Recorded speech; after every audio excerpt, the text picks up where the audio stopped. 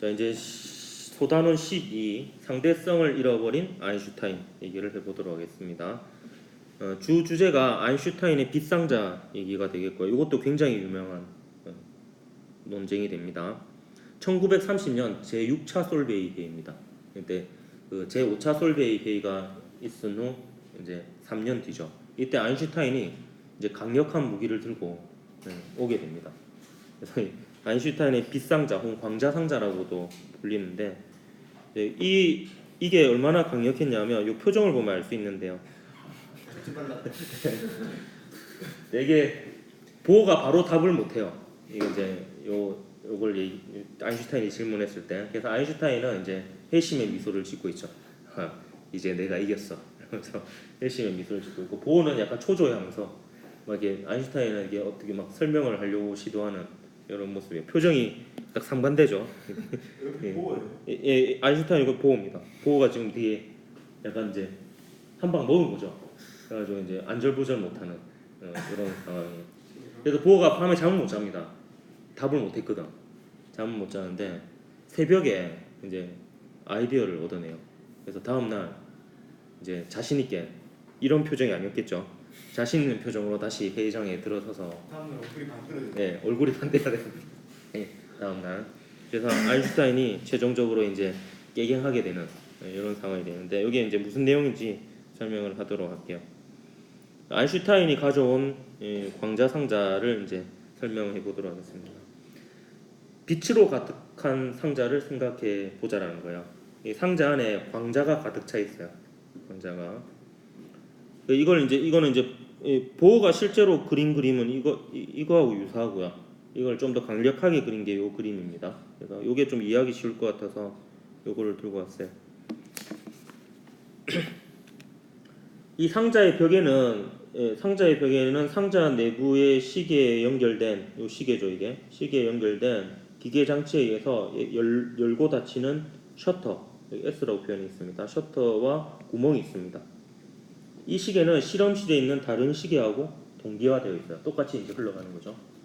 동기화되어 있고, 이 상태에서 상자의 무게를 측정합니다. 이제 무게.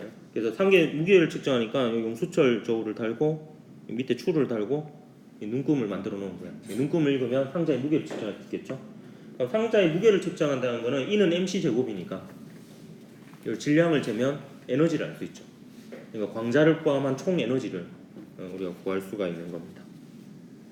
근데 이게 어떻게 장치가 되어 있냐면, 어떤 시각에 최대한 짧으면서도 여기 안에 있는 광자 중에서 딱 광자 한 개가 빠져나오기에 충분한 시간만큼, 아주 짧은 시간이겠죠.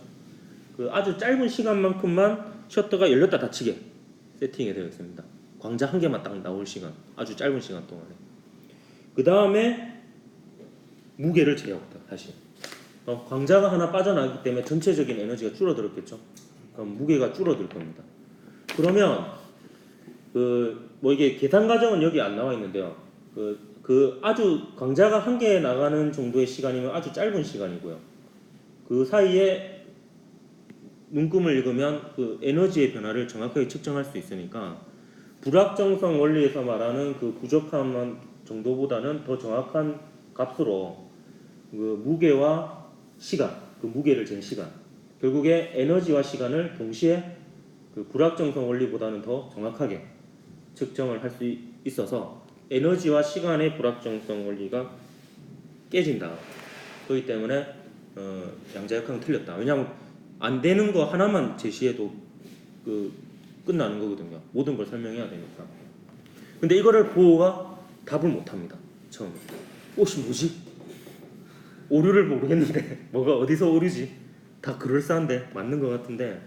그래서 막 고민을 하다가 이 보호가 이제 새벽에 딱 해결책을, 아이디어를 얻어냈대요. 근데 정말 멋있게 반박을 합니다. 아인슈타인의 일반 상대성 이론으로 반박을 해요. 그러니까 상대편의 이론으로 반박을 하는 아주 멋진 반박을 하게 됩니다. 이렇게 반박합니다.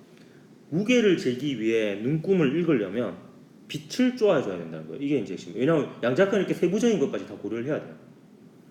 빛을 쪼아줘야 됩니다. 눈금을 보려면 빛을 쪼아준다는 거는 광자가 부딪힌다는 거죠.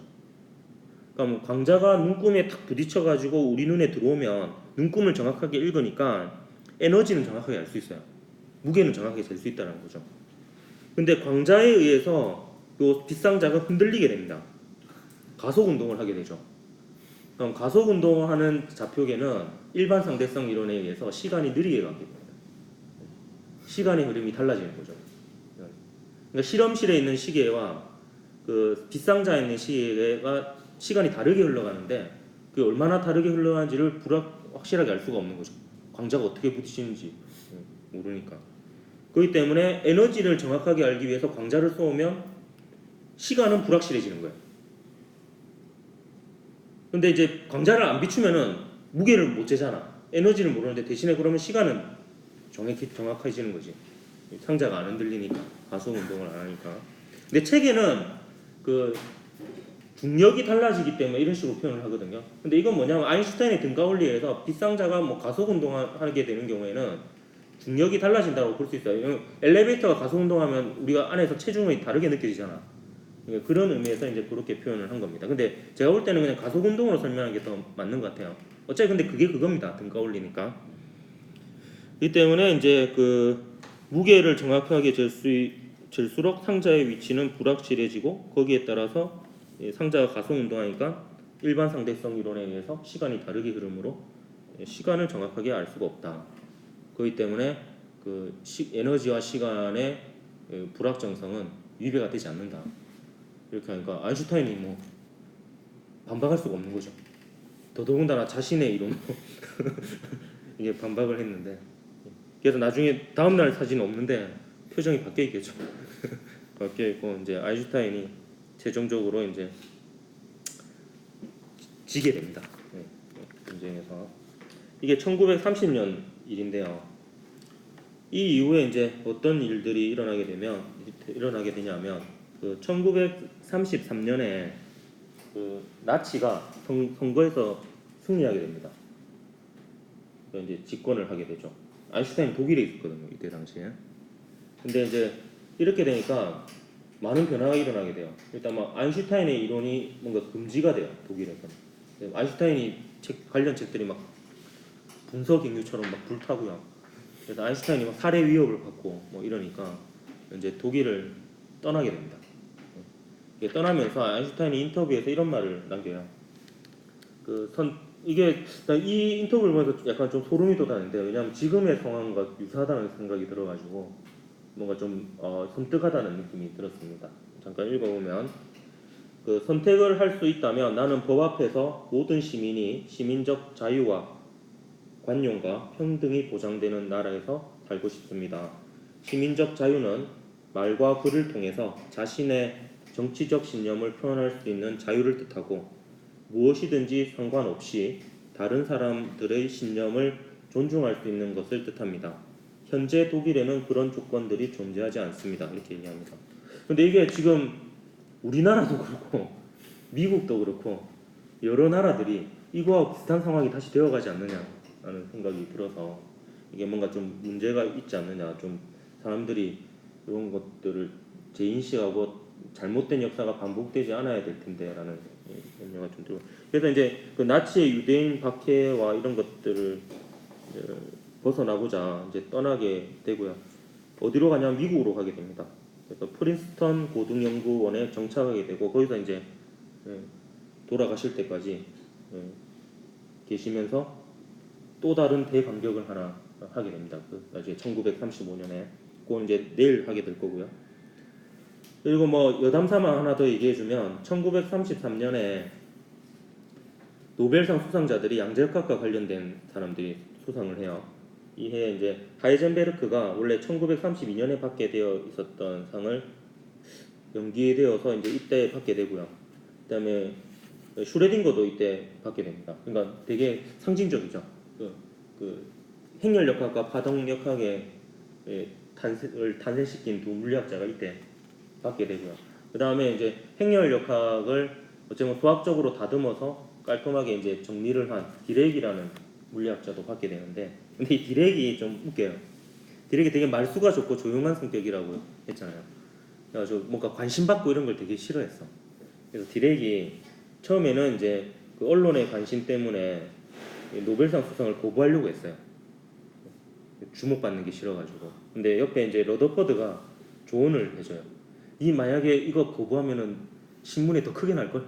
그래서 더 크게 주목받을 걸 해가지고 디렉이 할 수 없이 그러면 그냥 받는 걸로 해가지고 이게 받았다고 합니다. 간혹 근데 노벨상을 이렇게 거부하는 사람이 간혹 있다고 그러더라고. 노벨이 뭔데 왜 나한테 상을 줘 이러면서. 그리고 막 디렉처럼 막 관심 받기 싫어서 뭐 그런 경우가 있는데 저도 뭐 여러 가지 이유로 노벨상을 받기 싫어요.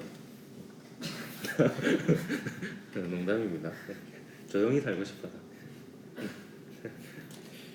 그리고 또 재밌는 그림 하나 보여주면 이게 이제 보어가 죽기 전에 남겼던 칠판에 그린 그림이래요. 뭐 같이 보입니까? 아인슈타인의 광자상자. 죽기 전까지 그 양자역학의 해석에 대해서 고민을 했다고 합니다. 물리학자들 보면 그런 게 되게 대단한 것 같아요. 보통 이제 죽음이 다가오면 뭔가 되게 우울해지고 뭔가 이제 삶에 대해서 뭔가 생각하고 이렇게 할 것 같은데 대부분의 물리학자들의 그 끝을 보면요 죽기 전까지 뭔가 생각하다가 그 물리에 대해서 생각을 하다가 되게 괜찮은 죽음이다라는 생각이 들었습니다. 뭔가 멋지다는 생각이 들었어요. 이게 죽기 전날 밤에 그린 거라더라고. 그러니까 뭐 자기가 잘 해석하긴 했지만 또 이거와 관련해서 또 다른 뭐 여러 가지 생각들을 했겠죠. 그래서 보호도 이제 죽는 날까지 계속 양자역학의 그 실제론 이런 것들에 대해서 계속 고민을 했고 아인슈타인도 이제 프린스턴 고등연구에서 주로 했던 게 이제 어떻게 하면 코펜하겐 해석을 무너뜨릴까 그걸 했고 그 다음 시간에 이제 그 얘기를 할게요. EPR 역설이라고 불리는 그 아인슈타인의 또 다른 대반격이 있습니다. 그거에 대한 아직 끝날 때까지 끝난 게 아니다 볼 수가 있는 거죠. 오늘 여기까지 합시다. 수고했습니다. 네.